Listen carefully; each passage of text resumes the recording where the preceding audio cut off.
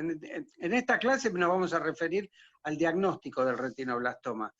Cómo es la lesión, hacer, digamos, ver si es unio bilateral. La ecografía obviamente es útil no solo para el diagnóstico, sino para el seguimiento. Entonces, como vamos a ver después, los diagnósticos diferenciales, hay algunos que son más fáciles y otros que no tanto, ¿no? Debemos comprender también las limitaciones de la ecografía, no solo para el retinoblastoma, sino para otras patologías, ¿no? Que no me voy a extender sobre eso, voy a hablar sobre las limitaciones en el retinoblastoma. Acá estamos viendo una foto de un retinoblastoma y al lado vamos a ver algunos de los diagnósticos diferenciales que, como dijo Adriana antes, por ahí a veces se puede complicar en ciertos casos, que es la enfermedad de Coats o enfermedades del tipo Coats que cursan con vasculitis y con exudación, y en el transcurso de esa exudación los cristales se terminan haciendo pelotas, se hacen sí como pelotas, lesiones sólidas con fibrina, porque también sangran, se juntan con los cristales y se hacen lesiones sólidas que pueden dar una forma que se llama pseudotumoral. Ahora vamos a mostrar algunos casos. Otra de las cosas que yo hago cuando miro con el Schepens, antes de poner la lupa, miro el color del reflejo. En el retinoblastoma, el color del reflejo, antes de poner la lupa, es blanco. Blanco, como el algodón, como el nácar, como una perla, a veces es más grisáceo, pero es blanco. En el Coats, ustedes ponen la lupa y lo ven amarillo. Ponen la lupa y bueno, ahí tenemos esas dos imágenes que estamos viendo. Poneme que seguimos. Sí. Entonces, acá estamos viendo un chiquito con un retinoblastoma, se ve bien el tumor, los vasos. Lo que es importante, hay veces que, está bien, nosotros en el hospital no podemos dormir a los niños, lo cual nos limita bastante. En el Garrahan era mucho más fácil. Cuando yo estaba ahí en el Garrahan con Adriana, que veíamos los pibes todos anestesiados, es un placer porque le agarrás el ojo con la pinza, lo movés para todos lados, mirás lo que querés. Pero cuando el pibe, este es un pibe grande, grande, como de 10 años. Este pibe colaboraba, la verdad, un santo, porque si no, esto en un pibe de 3 meses no se puede hacer. Así que bueno.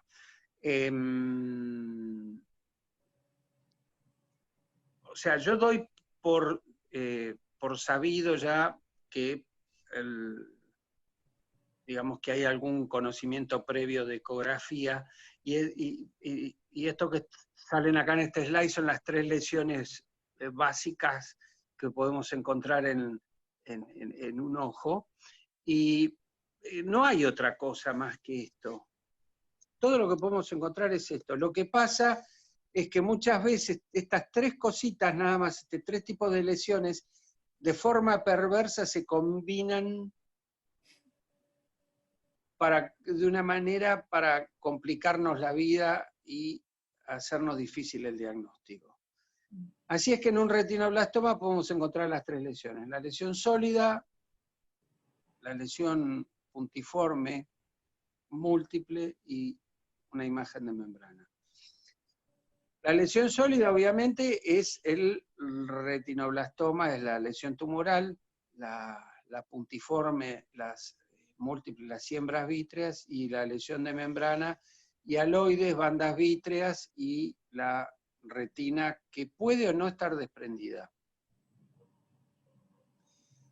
En rigor de verdad la retina está desprendida, lo que pasa es que no la podemos ver en la ecografía porque el tumor la tiene en su interior, o creció alrededor de ella, o hacia abajo, o hacia atrás, o hacia adelante. En cuanto a la lesión sólida en sí, tiene, como dijo Adriana antes, los vasos no llegan a crecer a la velocidad que crece el tumor, entonces se producen áreas de necrosis. Eso hace que la estructura, que la reflectividad y la estructura interna es irregular porque alternan áreas de reflectividad media y reflectividad alta, y de reflectividad altísima, que es como en este caso, con sombra acústica, que son calcificaciones. Con respecto a las calcificaciones, solamente el 80% de los retinoblastomas tienen calcificaciones. Yo veo una lesión sólida, veo un montón de puntitos de calcio y pobre para el niño, ¿no? Pero para mí que tengo que hacer el diagnóstico me siento más tranquilo, más confiado, porque lo más probable es que sea un retinoblastoma. Pero, no, déjala un cachito la que se puede. Entonces, como dijimos, la reflectividad es media y alta, la estructura es irregular, pero también la forma es irregular, porque crece, la imagen que me veo es cuando, se van a reír, pero cada vez que veo un coliflor en la verdulería me acuerdo de un retinoblastoma, porque parecen un coliflor que tienen como mamelones diferentes, de diferentes tamaños y blancos. Y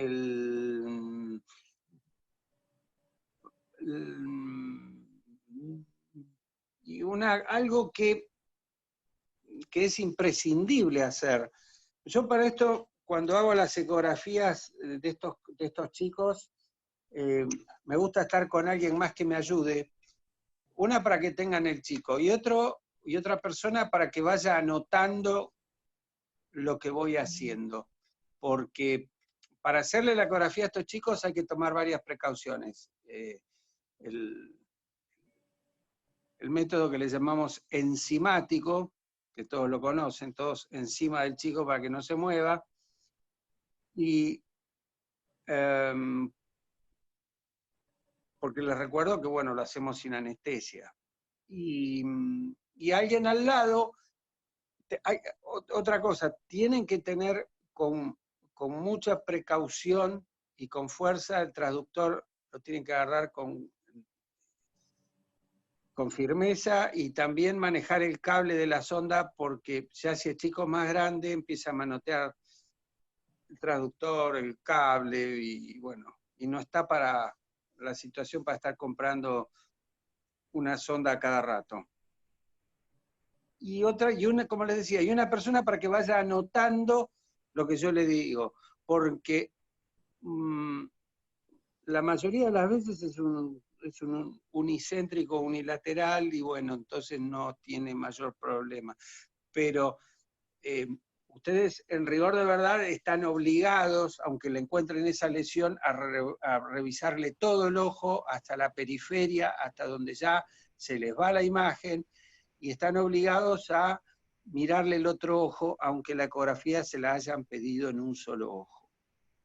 Entonces, cuando se van a sorprender porque tenían un retinoblastoma, que ustedes en el pedido le vienen ecografía de retinoblastoma sector temporal, y después resulta que le encuentran 2 o 3 puntitos, sombras acústicas en otros lugares. Y tienen que prestar mucha atención porque es crucial saber si realmente está en un solo punto, o si está en varios, o si tiene los dos ojos.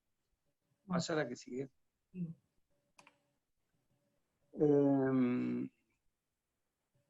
Entonces, bueno, acá estamos viendo lesiones únicas. Fíjense en el slide de la izquierda. Yo sigo como cuando empezamos a dar cursos en los años 80, el slide de la izquierda. Ahí tenemos una lesión pequeña, que si el chico tiene la suerte, digamos, entre comillas, de tenerlo en la fobia, enseguida se le desvía el ojo o le dan leucocoria y los padres se dan cuenta porque el pibe desvía el ojo y el diagnóstico es rápido.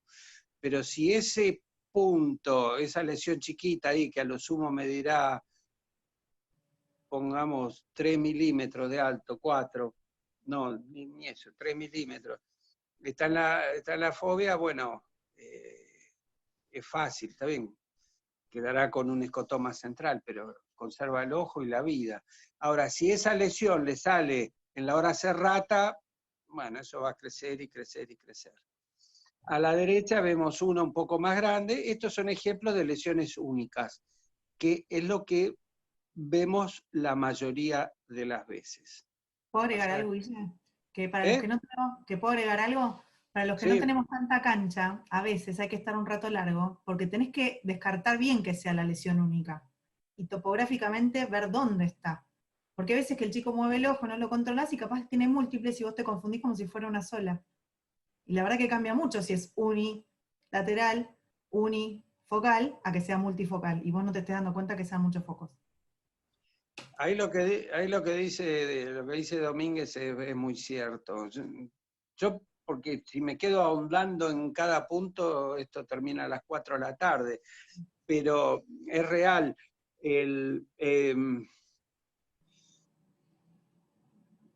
Para mí, la ecografía del RB es la más difícil de todas, por la responsabilidad y por la trascendencia del informe, porque eso redunda en un tratamiento que no es, qué sé yo, hacer una ecometría y a lo mejor queda con un -1. Usa un anteojito y se acabó, qué sé yo, chillará un poco, pero bueno, no le pasa nada más que eso. Pero acá hay mucho en juego, entonces es muy difícil a veces llegar a la conclusión ecográfica que es la misma lesión, que la estamos viendo varias veces y no varias lesiones. No sé si queda claro eso. A lo mejor tenemos una sola lesión que la estamos abordando desde lugares diferentes y llega un momento que no terminamos entendiendo qué es lo que estamos viendo. Y si tiene varias lesiones, uno termina describiendo a lo mejor la misma lesión 2 veces. Es muy confuso. Por eso, se termina complicando eso. No quiero que te quedes sin tiempo, Guilla. Yo te voy a ir pasando un poquito más rápido, dale. Bueno, tranquila, Domínguez. Entonces, en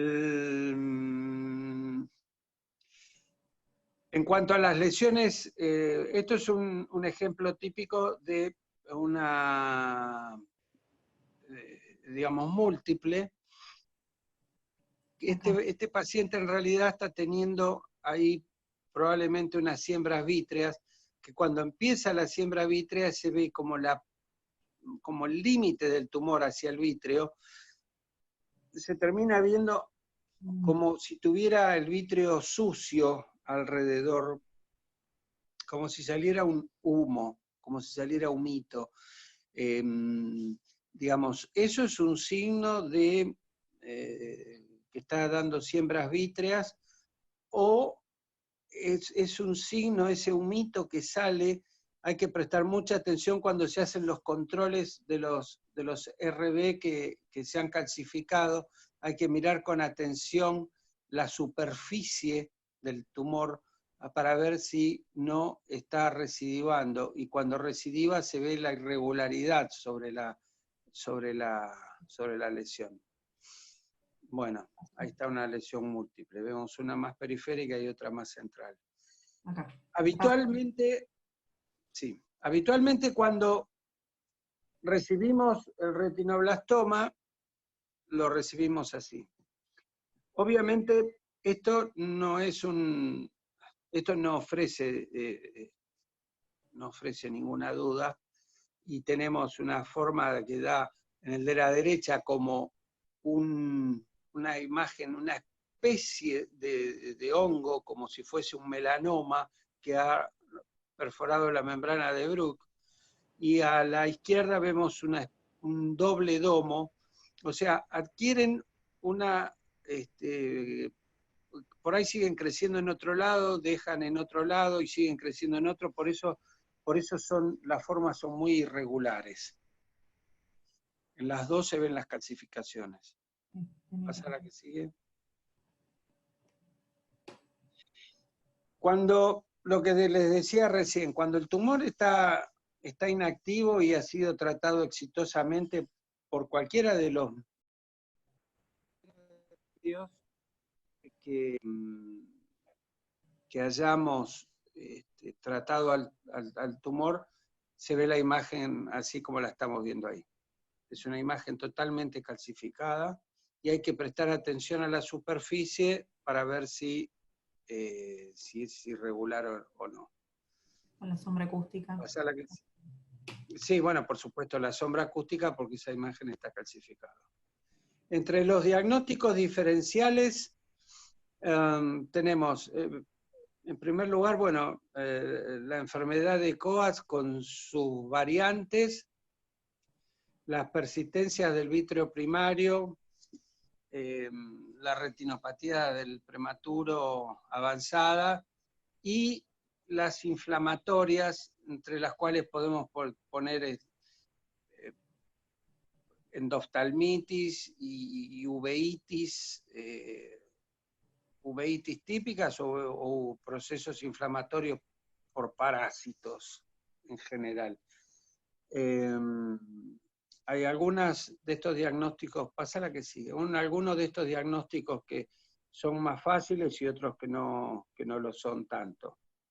Está bien, esto si quieren, grábenlo porque, digamos, esto es de ayuda, quizá uno cuando está empezando, por ahí le ayuda, pero son cosas que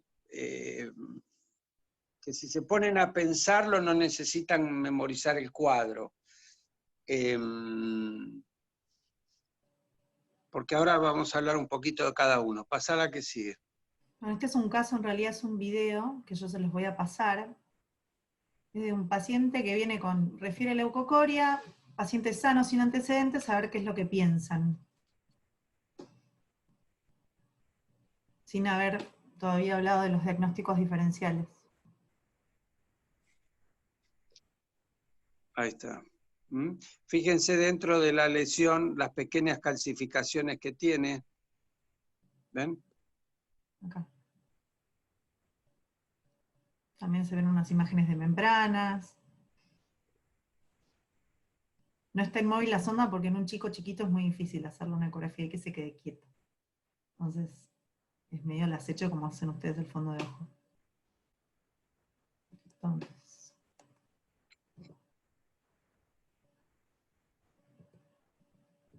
Bueno. Esto es para que piensen en el auditorio, que piensan sin haber todavía visto la clase o qué es lo que opinan que puede llegar a ser.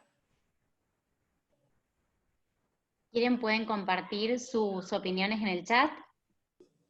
O quédenselo a ver si después al final de la clase lo podemos dilucidar juntos. Después se lo pasamos de nuevo. Vamos a darles ahora vamos a hablar un poquito de Coats y después vemos eso. Porque claro, ustedes ven ese video y por ahí no tienen los elementos de juicio que vamos a ver ahora. Como queda dicho, la enfermedad de Coats es más frecuente en varones y es unilateral en chicos de más de 4 años en general, 5 o 6 años.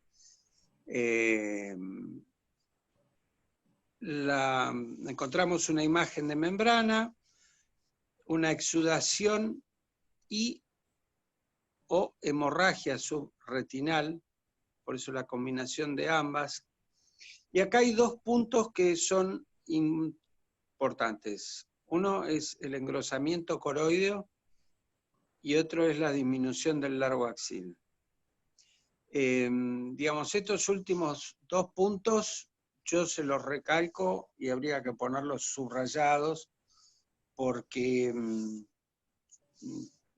yo no recuerdo haber hecho alguna ecografía de un retinoblastoma en un ojo que esté yéndose a una tisis.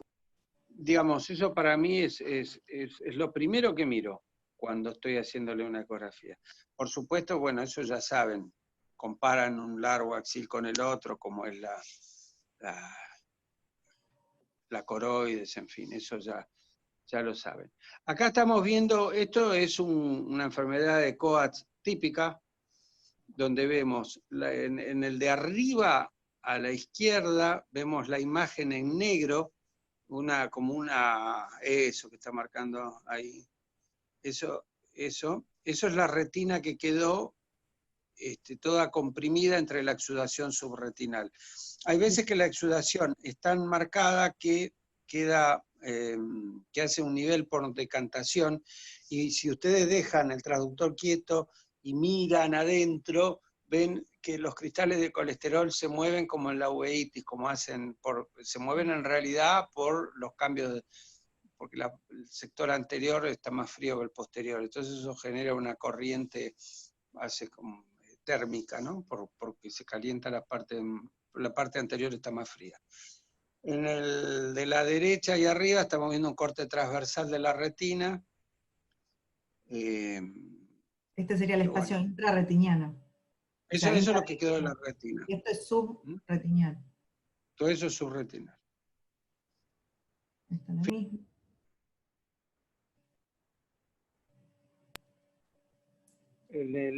Hacia abajo a la derecha se ve una imagen que está como calcificada, una imagen que parecería ser una lesión sólida.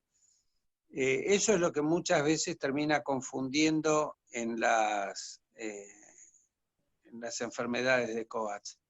Pero les repito, mirar el largo axil y mirar la coroides cómo está. Pásame la que sigue. ¿Cómo está engrosada acá? Se ve. Sí. Bueno, las toxocariasis. La toxocariasis, a veces el diagnóstico es muy fácil y a veces no. El granuloma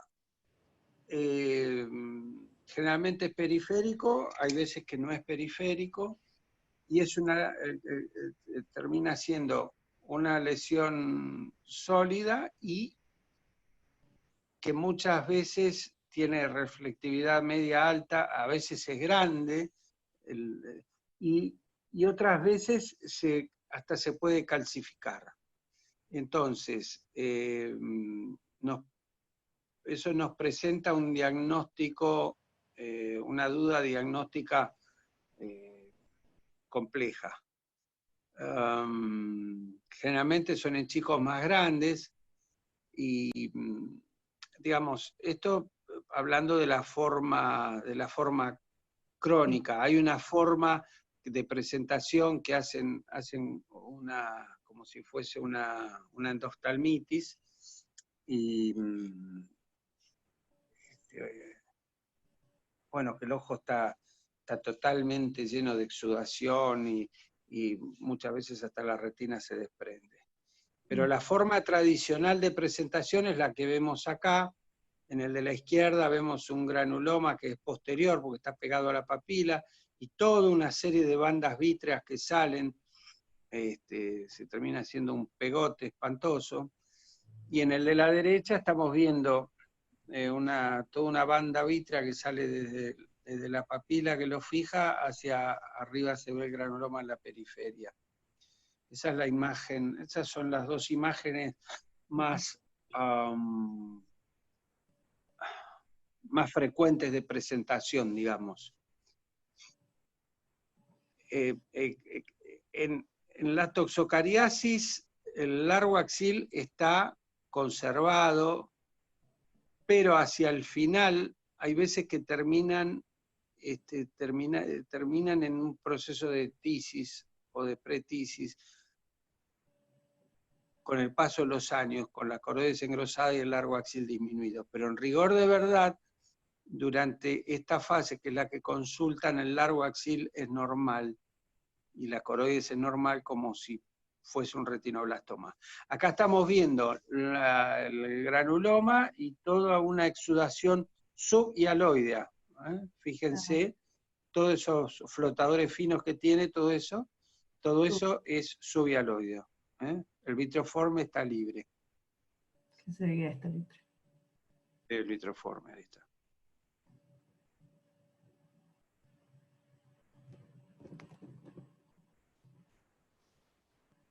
Bueno, las persistencias del vitrio primario no ofrece dudas diagnóstico, pero bueno, es una causa de leucocoria. Y es más, hay gente que han vivido toda la vida con esto y no se dieron cuenta, que veían un poquito mal del ojo, algunos más peor, otros mejor, más o menos. Y digamos, la imagen típica es una membrana, una banda en realidad, es un penacho, una banda que sale desde la cara posterior del cristalino hasta la papila. Puede o no tener la retina desprendida en el polo posterior. Lo que sí no hay es lesión sólida. El largo axil, si tiene la retina desprendida, puede estar disminuido y presenta diferentes tipos de digamos, de afectación, digamos, de la falta de la reabsorción de la arteria hialoidea. A ver, pásame la que sigue. Hay formas completas e incompletas. La de arriba a la izquierda, ahí está, vemos, de la cápsula posterior termina saliendo una imagen, una banda que va hacia la papila, con una tracción peripapilar. Y hay gente que ha vivido con esto toda la vida y vieron mal, qué sé yo, pero no le dieron bola, y qué sé yo, y bueno, se quedaron sin diagnóstico. En el de la derecha, arriba, ahí vemos, el paciente tiene un lenticono posterior y como un penachito que le quedó ahí. Es la variante que se llama anterior. Ese lenticono posterior, esto es bastante frecuente. A mí me pasa cuando les hago la ecometría a un paciente que le voy a hacer, tienen catarata, le voy a hacer la ecometría, y no logro hacer un buen eco de la cápsula posterior. Y no logro hacer eco bueno. ¿Por qué? Porque la cápsula posterior es un embudo, por eso tiene el lenticono. Por eso, digamos, es el lenticono. Entonces, el ultrasonido nunca pega perpendicular, por eso nunca levanta L2. Y le hago la ecografía y le veo esto, por ejemplo. Un paciente que toda la vida vivió normalmente, sin saber que tenía eso. Después, abajo a la izquierda, vemos uno, pero mucho mayor, vemos realmente una importante membrana, ¿cómo se llama esto? No es una membrana, es como un cordón que va hacia anterior, hacia la cápsula posterior. Y abajo a la derecha vemos todos unos restos que quedaron sobre la papila. Bueno. Quiero decir algo, ¿puedo, Guille? Para los que no somos tan experimentados. Hay veces Claro. que el cordón fibroso no es tan grueso, es mucho más finito. Y cuando uno hace el corte con la sonda, es difícil engancharlo. Esto es porque son casos muy clásicos, pero hay veces que es muy difícil enganchar el corte. Y uno a veces, si lo engancha muy perpendicular, es un puntito solo que se ve. No enganchás a lo largo el cordón. Entonces es importante por eso ir rotando la sonda, el chiquito obvio que no va a colaborar, uno tiene que colaborar con uno mismo, e ir rotando la sonda buscando diferentes posiciones para encontrar el cordón fibroso. Y otra cosa es que a veces a mí me cuesta bastante enganchar de dónde empieza a dónde termina el cordón. Que empieza en el nervio óptico lo veo, pero después cambia mucho si va hacia la parte posterior del cristalino o hacia la periferia, porque ahí ya estoy pensando más en una toxocariasis. Entonces es importante tomarse el tiempo, fijarse realmente si está yendo a la cara posterior o está yendo más hacia la periferia. Sí, lo que dijo Wada es así. Ustedes imagínense que esto es como un pelo que sale de la papila y llega al cristalino. De la única manera que ustedes pueden lograr las dos imágenes que yo estoy mostrando acá a la izquierda, es porque hice el plano del corte justo por ese pelito que les estoy diciendo. Porque si ustedes se van de ese pelito, ya no lo agarran. Y si lo cortan, y si el plano del corte ecográfico pasa exactamente perpendicular a eso, lo único que van a ver es un punto que a medida que ustedes desplazan el transductor, el plano del corte, ese punto va a ir desde la cápsula posterior hacia el cristalino. Y si empiezan a rotar la sonda, como dijo Wada, va a llegar un momento que aparece la imagen. Entonces, de una cavidad vítrea que estaba vacía, que ustedes ya le estaban por informar que no tenía nada, le encuentran que tenía una persistencia del vítreo primario mínima, pero la tenía. Por eso yo siempre les digo a los hiperkinéticos que para empezar a hacer una ecografía, se tomen primero unas gotitas de alopidol y tranquilitos se pongan a mirar todos los detalles y ver todo lo que pueden encontrar. Porque ustedes ponen la sonda en el ojo y el hemovitrio lo diagnostica hasta la secretaria, pero se tienen que poner a buscar a ver por qué tiene el hemovitrio. Empiezan a dar vuelta, vuelta, vuelta, hasta que le encontraron un desgarro en algún lugar. Entonces ya no es lo mismo. Bueno, acá pasa lo mismo. Bueno, otra foto de lo mismo. Fíjense, ¿ven? Paso. Imagínense, si ustedes en ese no pasan por donde está ese cordón, chau, no ven nada. Es más difícil en la práctica que en la foto que sale divina. Claro. Digamos, este es el tema. Cuando uno da un curso, quiere mostrar lo más clásico y muestra cómo son las cosas. Pero es difícil, no es difícil. Necesitan tiempo. Desarrollar una habilidad como para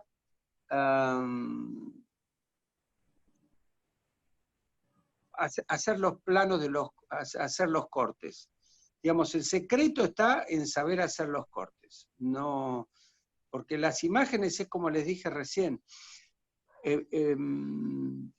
Saber cómo hacer los cortes y saber qué es lo que están mirando. Si no se van a dedicar a esto, bueno, hacen y bueno, por lo menos ¿qué es lo que yo siempre le digo? Me dice, no, te encontré tal cosa, pero no sé qué es porque no, zaraza, lo que sea.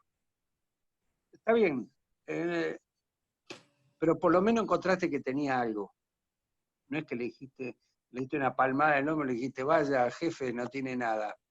Le encontraste que tenía un CIO, que tenía un melanoma, aunque después no hayas sabido si era un melanoma o no hayas podido a lo mejor saber bien dónde estaba. Pero por lo menos sabés que tiene algo. Que no es lo mismo decirle que no tiene nada. Bueno, en la ROP4, este es el caso más habitual, se ve la retina hecha un cucurucho, en este caso está abierta hacia adelante, está como teniendo una membrana ciclítica y está abierta hacia adelante. Tiene, digamos, este es el caso más típico, y esto también. recuerdo, claro, hay otros casos como en este que, digamos, todo el cono está cerrado. Y esto hay veces que se ve como la otra imagen que vimos, que se ve la imagen anecogénica, El central, y se ve diagnóstico es más complicado. No, nada, me confundí, estaba suele ser pensando más. en otra cosa. No, al contrario, porque tenés el antecedente del chico, la bilateralidad, la madre ya más o menos Sí, eso es lo que quería está decir. más Lo que pasa es que adosada. me está sonando el teléfono continuamente y no sé cómo hacer para que no suene. Tu club de fan. Bueno, no sé, Sigo adelante, no dale, creo, cisticercosis. no creo. Acá hemos tenido cisticercosis, no es habitual, pero bueno,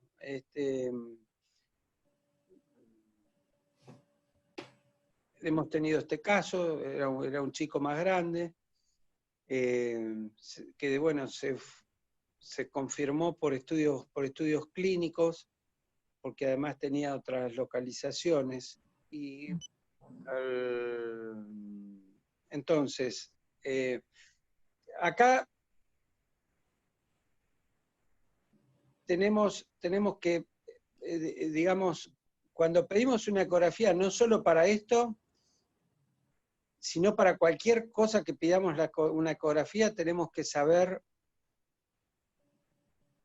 lo que, digamos, lo que nos va a aportar y las limitaciones de la ecografía. Como dijimos antes, acá para las leucocorias, casi siempre, yo nunca digo siempre, pero bueno, casi siempre la ecografía nos termina dando el diagnóstico. Pero hay cosas que no vamos a poder determinar en el caso de un retinoblastoma, es la invasión escleral, salvo que sea muy manifiesta, que sea ya una órbita congelada, o bueno, eso, pero ya en eso ya lo vemos a simple vista. La invasión del nervio óptico, y muchas veces esto no lo podemos ver por la misma sombra acústica que hace el tumor.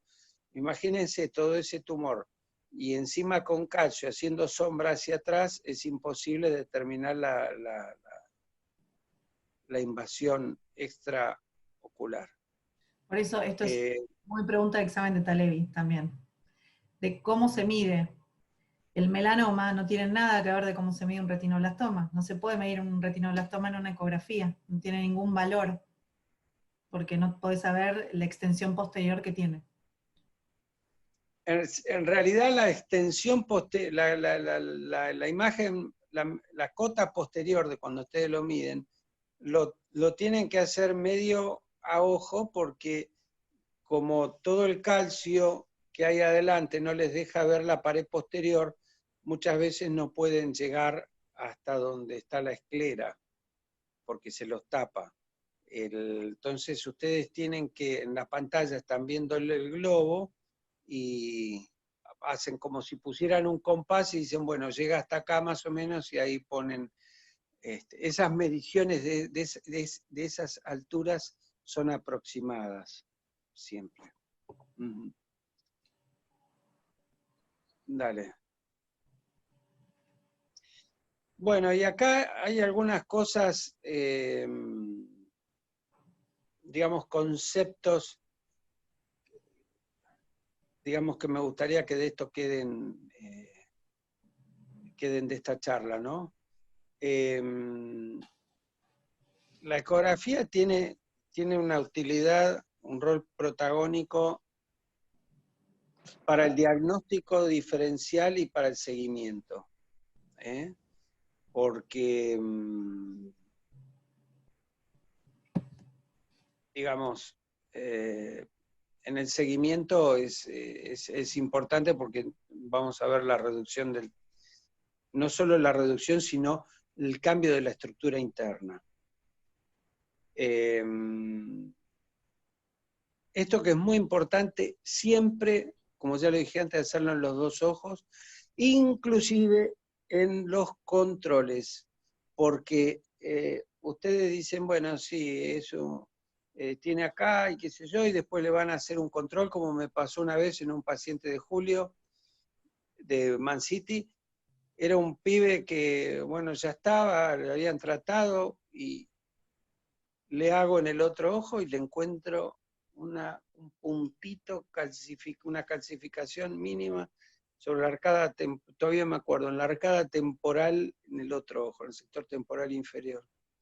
Y se lo mando a Man City de nuevo y le digo, mirá, le digo, dormilo y miralo bien, le digo, porque me llama a los 2, 3 días, me dice, ¿cómo? Me dice, no puede ser, me dice, tenía uno, sí, y finalmente tenía, y en un control fue, ¿eh? O sea, por eso le digo, mírenle siempre los dos ojos, aunque le pidan en un solo ojo, ecografía ojo derecho, retinoblastoma, le tienen que hacer en el otro, hasta en los controles. Recordar que, que hay veces que los retinoblastomas no tienen las características, las mismas características. Las fotos que le mostré, como uno siempre dice, esto es para mostrar en un curso, y sí, tal cual, es para mostrar en un curso. Pero bueno, no todos son así. Hay algunos que los infiltrativos, que muchas veces se hacen difíciles de diagnosticar, muchas veces el diagnóstico diferencial como les dije antes, con las enfermedades de Coats pseudotumorales, en las cuales se hacen esos pegotes de fibrina con cristales de colesterol y que se calcifican. Lo único que en esos casos nos puede ayudar es si el paciente está evolucionando hacia una pretisis y tienen la coroides engrosada y el largo axial algo disminuido.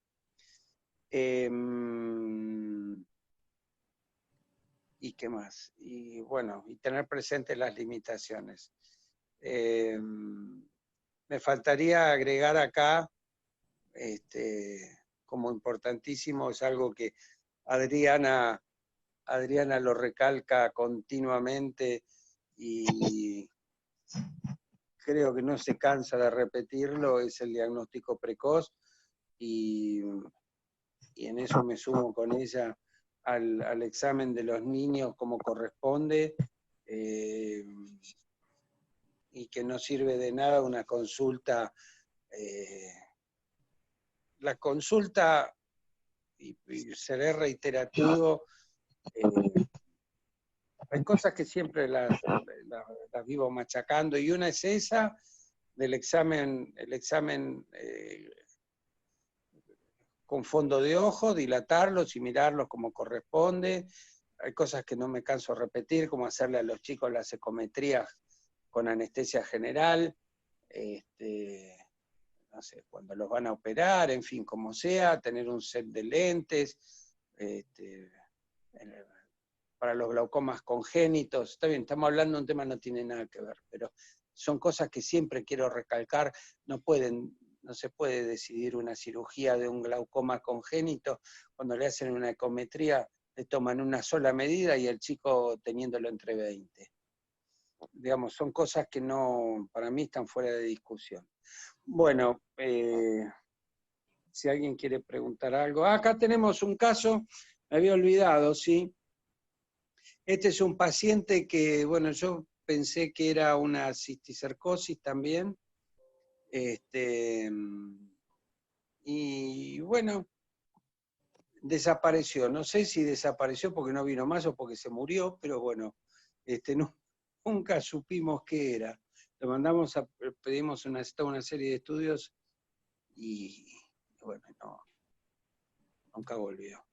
No todas como que la conclusión también es, no todos son tan claros. Lo digo yo que veo todos los pacientes que le derivan a Guille cuando el caso no es tan claro. No siempre es tan así como se muestra una masa sólida y hiperreflectiva con calcificaciones. Yo las que vi, hay mucho que se duda, y dependemos mucho de volver a revisarlo al paciente, del tiempo de evolución, de hacer interconsultas, de conectarnos con los pediatras, porque nada, a veces es muy difícil y es un diagnóstico que tenés que tener muy claro que lo estás haciendo, y mucha responsabilidad. Bueno, divina foto. Bueno, muchas gracias. Hermosa, hermosa la clase. Creo que esto nos deja muchos mensajes, la importancia de trabajar en equipo, pediatras, oftalmopediatras. Esto no deja de ser un método complementario valiosísimo que complementa a la clínica, que sigue siendo soberana, ¿no? Por eso, la verdad, siempre nuestro agradecimiento también es a los pediatras que hacen la derivación y que gracias a ellos realmente nos llegan los pacientes para que podamos hacer screening y para poder diagnosticar estas patologías en forma temprana. No sé si queda alguna, creo que el chat lo que queda es solo agradecimientos, una clase hermosa. Yo quería darle lugar al doctor Vigo para agradecerle nuevamente el espacio que nos dio para esta charla.